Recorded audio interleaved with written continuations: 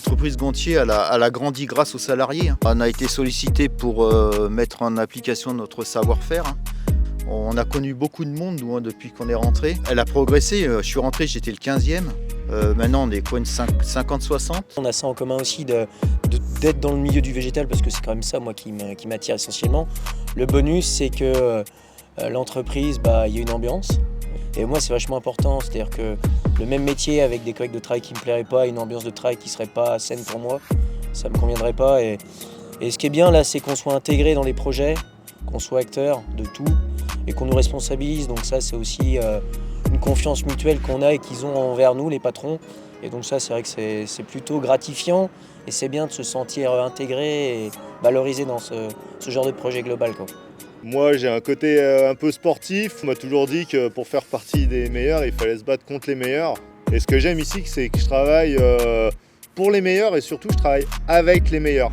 Les valeurs de cette entreprise, l'écoute, le dialogue aussi. Quand on a fait ici le siège, on a tous été sollicités pour donner nos idées.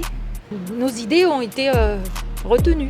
Donc c'est vrai qu'il y a une écoute. Et puis bon, on peut parler au quotidien, quel que soit le problème qu'on a, les portes ne sont pas fermées.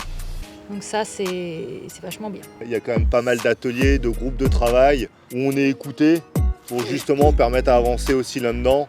C'est quand même hyper agréable. Tout ça fait que on est fidèle à l'entreprise Gontier.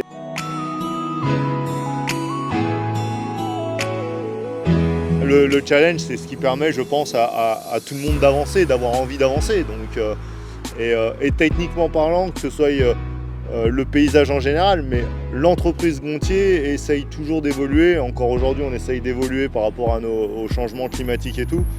Et c'est des challenges en permanence. C'est surtout de ne pas subir le marché et ce qui se passe autour, c'est de l'anticiper pour être un peu précurseur dans le lendemain et savoir mieux gérer et anticiper ce qui va être notre métier dans les années à venir. Et pas subir et pas être la caravane, mais plutôt la voiture qui tracte et qui devance. Moi, ce qui m'avait marqué, c'était la crise monétaire de 2008. Nous, on s'inquiétait tous un peu sur nos chantiers, on se demandait où ça allait aller, tout ça. Et on voyait notre employeur tous les matins avec des cernes sous les yeux. On voyait qu'il se démenait pour aller chercher du boulot. Et puis là, on se disait, il pense c'est sûr à son entreprise, mais il pense aussi à nos emplois. Et on a quand même un employeur qui est stratège parce que il sait toujours où il faut se diriger quand il y a des petites crises, des choses comme ça, et il s'est jamais trompé.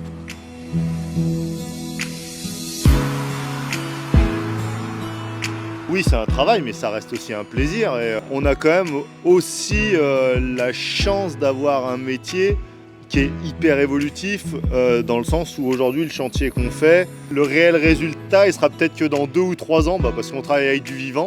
Puis c'est un métier qui se transmet en plus. On l'a appris d'anciens et maintenant on l'apprend aux jeunes.